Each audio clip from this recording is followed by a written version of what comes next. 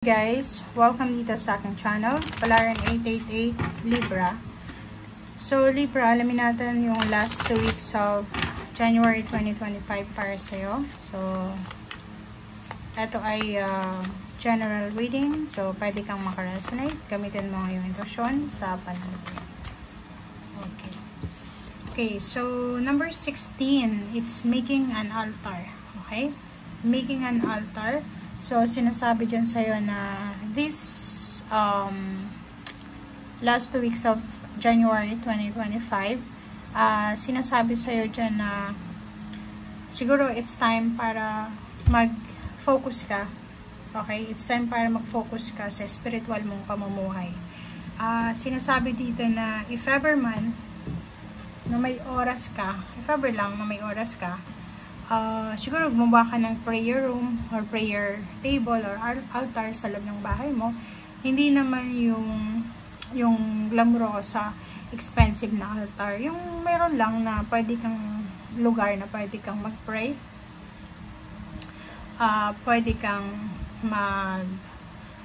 tawag dito, pwede kang mag-pray, pwede kang magkaroon ng time alone or anything. Okay? So, yun. Tingnan natin.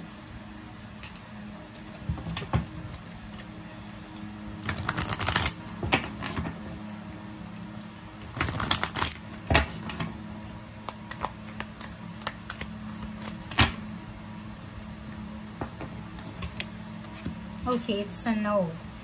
Oh, Libra. So, dito sa no card na to, sinasabi sa'yo na siguro kung halimbawa may in-expect ka na possible na outcome and hindi mangyari sa ngayon, instead na siguro maging malungkot ka, mag-isip ka, maging negative ka, ipagdasal mo na lang. Okay? Kung ano man ang no answer na to na darating sa'yo sa last 2 weeks ng January, ipagdasal mo na lang kasi wala tayong control dito, and January pa lang ng 2025, hindi pa man tayo naka-middle ng year, so marami pang chances na pwedeng mangyari ulit, so hindi ka dapat na nag-aalala na mangyari as soon as possible, yung nagmamadali pa. Okay? So, isipin mo na may milagro. So, for example, hindi nangyari yung last 2 weeks of January. Meron pa namang February, March, April, May hanggang December pa, diba? So, hindi ka dapat nagmamadali. Instead, mag-pray. Mas patatagin mo yung connection mo sa ating Panginoon. Okay. So, King of Swords, nakikita ko sa'yo dito na nakafocus yung iba sa inyo para sa pagbabalanse ng pera, or siguro yung iba sa inyo, yung focus nyo sa last 2 weeks of January is kung paano kayo makakalikom ng lump sum of money, or kung paano kayo makakakuha ng financial support, or kung paano nyo marirecover yung pera na nawala sa inyo, or kung paano nyo makukuha itong pera na talaga na to, or paano nyo mamamanage yung salapi. Queen of Cups, sinasabi sa'yo dito na mag-iingat ka. Okay? Mag-iingat ka sa sobrang kabaitan mo.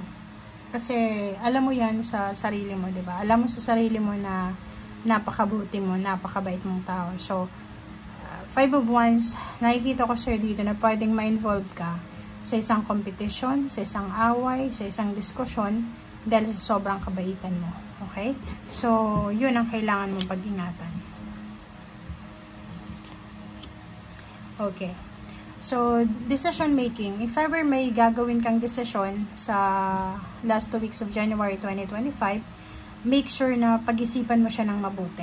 Nandito yung Hermit, nandito yung Judgment. Ibig sabihin, pag-isipan natin mabuti yung lahat ng mga decision making natin na gagawin. Okay? So, dito din sa Hangman na reverse, sinasabi na may matagal ka ng binabalak. May matagal ka ng binabalak, pinaplano, na isang desisyon na siguro itutuloy mo na siya.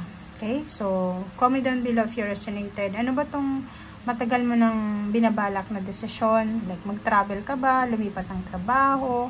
Hanapin kung ano yung gusto mong hanapin sa buhay mo? Relationship ba yan? Business ba yan? Work ba yan? Ano ba? Ano ba yung gusto mong hanapin na siguro 3 years, 3 months ka nang naghihintay? Okay. The Devil.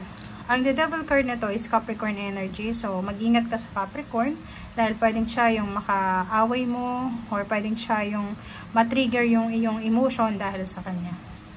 5 of this. So, dalawa yung ano natin dito na 55. Pero yung iba, nakikita ko sa'yo dito na pwedeng yun, may mga financial needs ka, financial problems, or kailangan mong mangalap ng lump sum of money or pera. But the Empress, sinasabi ng brasser dito na kailangan mong alagaan yung sarili mo. Kasi siguro yung iba, di ba? If namumroblema ka sa pera, namumroblema ka sa trabaho mo, maraming temptation, siguro mawawalan ka ng oras para pag kumain, matulog, ganyan, ganito. Siyempre may stress ka. So, yung Empress na to, sinasabi sa'yo na make sure na alagaan mo yung sarili mo, make sure na unahin mo yung sarili mo. But, ang maganda sa Empress na to is, bibigyan ka ng pagkakataon ng universe na makapagsimula. It's either work yan, it's either business. So, nakikita ko yung iba, sobra kayong workaholic, sobra kayong abala sa ginagawa nyo. Okay? Ablang-abala yung iba sa mga trabaho nila. Yung iba naman is posibleng marami kayong balita, text messages, chat, call na matatanggap. And yung mga call na and text na matatanggap nyo is all about money. Pwedeng may mag-offer sa inyo ng new job, new career. If may mga business kayo, pwedeng may mga kliyente, may mga bagong kliyente, or may mga dating kliyente na babalik sa inyo. Okay? So, posibleng yung iba naman gusto ng promosyon sa trabaho. May iba na gustong ma-promote agad-agad. Sinasabi ng Barab, focus ka lang sa kung ano yung ginagawa mo sa ngayon. Iwasan mo yung maging aggressive and possessive ngayon. Ngayong 1 ng 2025 na January. Kasi simula pa lang eh, 'di ba? So, dahan-dahan ka lang. Dahan-dahan lang sa mga bagay-bagay. Pwedeng makatanggap ka na yung anak mo nakatanggap ng promosyon, salary increase, yung kapamilya mo nakatanggap ng appreciation, ng award, ng reward, or anything na parang celebratory. Yung 6 of Wands. Yung 6 of Wands is manifestation of your dreams. Parang ano to, positive endings. Maraming mga tao yung parang titingnan ka nila like maganda yung impluwensya mo sa mga tao. Yung parang maraming tao yung hahanga sa'yo. Maraming tao yung parang ano, nasa center ka ng attraction, nasa center ka, nasa limelight ka. Ikaw yung focus ng lahat na sinasabi nila, si Libra, marami siyang pinagdaanan. But tingnan nyo ngayon, still working, still alive, thriving, parang ganun. So, nakikita ko sa'yo dito na makakamit mo kung ano man ang recognition and appreciation na matagal mo nang gustong makuha. It's either sa work man yan, sa kapitbahay mo, sa kapamilya, or kung saan pa man. Okay? Thank you guys. Bye!